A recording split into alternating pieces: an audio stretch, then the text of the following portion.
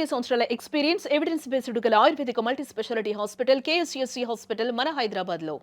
మోహన్ బాబు గారికి కోపం ఎక్కువ, తాపం ఎక్కువ అంటారు. కోపతాపాలకి మీ కోపతాపాలకు వచ్చినంత పబ్లిసిటీ మీలో ఉన్న సెన్స్ ఆఫ్ హ్యూమర్కి, మీ మంచితనానికి రాదు ఎందుకు? అది నా కర్మ అంతే. మీరు ఇన్ని మంచి పనులు చేస్తున్నారు, అవి పబ్లిసిటీ అంటే దాన్ని మనం ఏం చేయాలి? నెగటివ్ బాగా చదువుతాం మనం గబక్కలో. హత్య, అరే పేపర్లో లీటర్ హత్య అని చదువుతాం. చాలా మంచి పని ఎక్కడ రాస్తున్నారు, ఎక్కడ రాస్తున్నా తెలియదు, ఎక్కడో ఉంటుంది అలా. అదేదో మోహన్ బాబు మంచి పని చేశాడు అని చూస్తారు. మనోళ్ళు నెగటివిటీని బాగా ఆనందిస్తారు, మంచితనాన్ని ఆనందిస్తారు. ఇంకో విషయం ఎన్నో సందర్భాల్లో చూసాము, ఇండస్ట్రీలో కూడా చెప్పుకోవటం చూసాము. మోహన్ బాబు గారు ప్రాక్టికల్ జోకులు వేయటంలో మాస్టర్. అసలు మీ అంత జనాలు ఏడిపిస్తూ ప్రాక్టికల్ జోక్స్ వేసి ఎవరు ఉండరు, ఎవరిని వదలరు మీరు. ఈవెన్ మీ గురువు గారిని వదలరు, కన్న కొడుకు విష్ణుబాబుని కూడా వదలరు మీరు. ఎందుకు ఈ ప్రాక్టికల్ జోక్స్, ఈ ప్రాక్టికల్ ఇది మీకు ఎందుకు? నేను అది శివాజీ గణేశన్ గారి దగ్గర నేర్చుకున్నాను.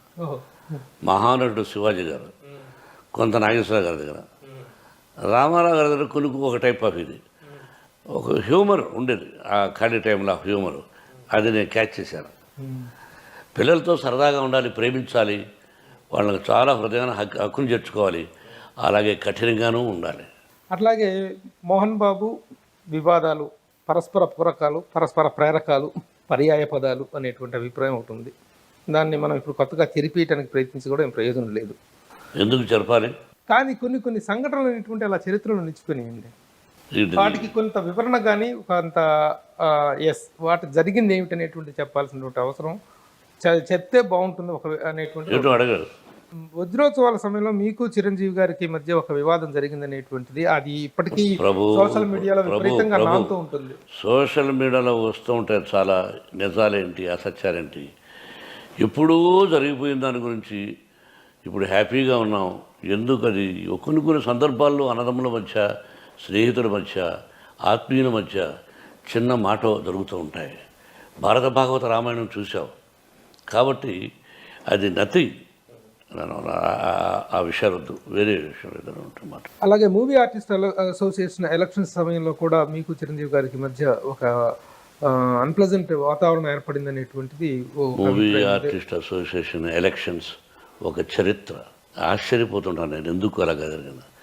విజయాన్ని సాధించాడు బిడ్డ, అదొక ఇది. బిడ్డ ఏదైతే చెప్పాడో విష్ణువర్ధన్ బాబు అన్నీ చేశాడు.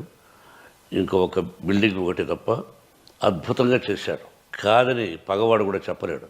ఊరికే జోక్గా కామెంట్స్ అవి తప్ప అవి ఎవడో చూస్తాడు, పిచ్చోడు చూస్తాడు, వదిలి. కాబట్టి ఆ మనసు కష్టం కూడా నాకు తనకి రాకూడదు చిరంజీవి గారు అనిపించింది. I have still that pain in me. ఎందుకు జరిగింది అది? అది అతను తప్ప, నా తప్ప? I don't want to discuss about that point నా. అది మీ ఇద్దరు మళ్ళీ ఎక్కడైనా సడన్గా ఎదురు పడితే ఎలా ఉంటుంది? మీ ఇద్దరు 100 సార్లు ఎదురు పడ్డాం, 100 సార్లు మాట్లాడుకున్నాం. ఏమి లేదు మధ్య జనం అనుకోవటమే అంతే. ఓకే. లేకపోతే మీ ఇద్దరిది టామ్ అండ్ జెర్రీ కాంబినేషన్ లాగా ఎప్పుడు కొంత కీచులాట నడుస్తుంటుంది సరదాగా, భార్యాభర్తలకు ఉంటుందిగా అలాగే. So everything is cool and good now. Yes, ఎప్పుడూ కూలే. ఓకే. మీ ఇద్దరు అభిమానులు కోరుకునేది అది ఎప్పుడూ కూలే, ఇప్పుడే కాదు. అట్లాగే బాలకృష్ణ గారు చేసినటువంటి అన్స్టాపబుల్ అనేటువంటి దానికి ఓపెనింగ్ గెస్ట్ మీరు, దాంట్లో పార్టిసిపేట్ చేయటం, బాలకృష్ణ గారి పర్ఫార్మెన్స్, అసలు ఆ దాంట్లో మీరు దాన్ని ఎంజాయ్ చేసిన విధానం గురించి చెప్తారు.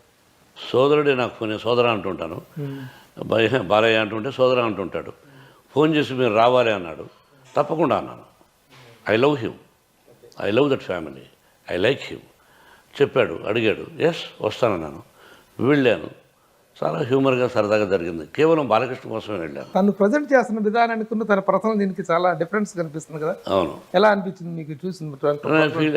Feeling very happy, I felt very happy. Me family విషయాలకు వద్దాం. అందరూ మేకప్ వేసుకున్నట్టు ఆర్టిస్టులే, మీరు, Vishnubabu, Manoj and Manchu Lakshmi. How you feel about this? Very happy. అంతే.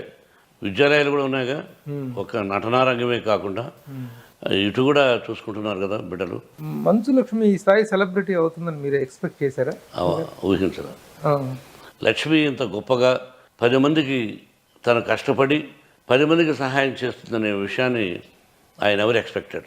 తను ఎన్నెన్నో కార్యక్రమాలు చేస్తూ ఆ డబ్బును పేద విద్యార్థులకు చాలా చోట్ల తను చేస్తున్న విధానాన్ని చూసి ఎందుకమ్మా ఇంత కష్టపడతావు, ప్రభుత్వాలు చూసుకుంటాయి, నువ్వు నీ బిడ్డ ఏదో కాస్త కోస్త సంపాదించిన 10 రూపాయలు దానం చేయగాని ఈ ఎన్ని అసలు పెట్టి ఆ డబ్బు ఈ డబ్బు నువ్వు ఇంటి దగ్గర జనం ప్రతిసారి నేను వెళ్ళినప్పుడు ఆ ఇంటి దగ్గర అమ్మ నేను మా కష్టాల్లో ఉన్నాం, తను ఏదో కాస్త నువ్వు సంపాదించేదే తక్కువ, దానిలో ఇచ్చేస్తుంటావు, ఎందుకు నీకు ప్రజల కష్ట సుఖాలు తెలుసుకోవాల్సిన వాళ్ళు ప్రభుత్వం, ఆ ప్రభుత్వం చూసుకుంటుంది, నీకు ఎందుకు చెప్పు అంటే ఆ తెలంగాణలో ఎక్కడెక్కడో పోయి బిల్డింగ్లు కట్టించింది, మంచి పనులే, బట్ వై నువ్వు స్టెయిన్ తీసుకుంటున్నావని. మంచి చేస్తుంది కదా మీరు. ఫీల్ ప్రౌడ్ అయ్యా కూతురుగా.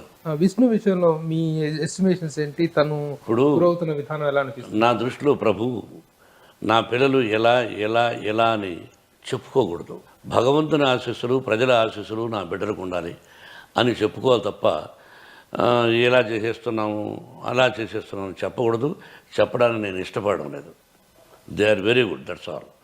అడ్మినిస్ట్రేషన్, స్కూల్స్ అడ్మినిస్ట్రేషన్స్, విద్యాలయాల administration they are very good. Vishnu చాలా కేపబుల్ అని తెలిసింది. మనోజ్ ఆల్సో వాడి దృష్టిలో వాడు కేపబుల్. తను ఏం చేస్తున్నాడు? మనోజ్ ప్రధానమైన యాక్టివిటీ ఏంటండి? Manoj is doing now 3 or 4 pictures.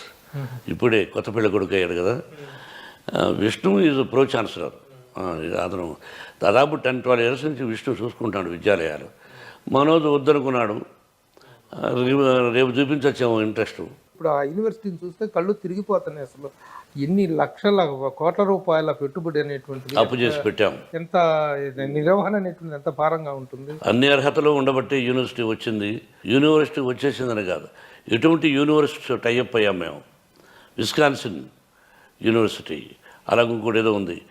ఇవన్నీ విష్ణుబాబుతో అనుకున్న టైంలో వెళ్ళి లాస్ట్ ఇయరే టైఅప్ అవ్వడం, ఇవన్నీ వీఆర్ డూయింగ్ బెస్ట్. ఈ నిర్వహణ అనేటువంటిది ఇంతమంది ఎంప్లాయీస్, అన్ని వేల మంది స్టూడెంట్స్ తోటి ఎన్ని కోట్ల రూపాయలు, స్థాయిలో ఎన్ని కోట్ల రూపాయలు ప్రభుత్వం మనకి ఇప్పటికి బాకీ ఉందనే అది నేను నోటితో చెప్పలేను. మనం ఆఫీసులో అడిగితే చెబుతారు. మీ నిర్వహణకు నెలకు ఎంత అవుతుందో చెప్పగలరు? అది వాళ్ళే చెప్పాలి. ఎందుకు అద్భుతంగా జరుగుతుంది, మీరు చూశారు కళ్ళారా. చాలా గొప్పగా కోట్ల రూపాయలు, కోటాది కోట్ల రూపాయలు నిర్వహణ ఏవే అవుతుంది అక్కడ. మోహన్ బాబు గారు ఒకప్పుడు సినిమాల్లో సంపాదించి విద్యాలయాల్లో పెట్టారు. ఇప్పుడు విద్యాలయాల్లో సంపాదించి సినిమాల్లో పెడుతున్నారు అనేటువంటి చాలా పొరపాటు ప్రభు. మళ్ళీ చెప్తున్నా, దయచేసి తెలుసుకో. Trust is a different.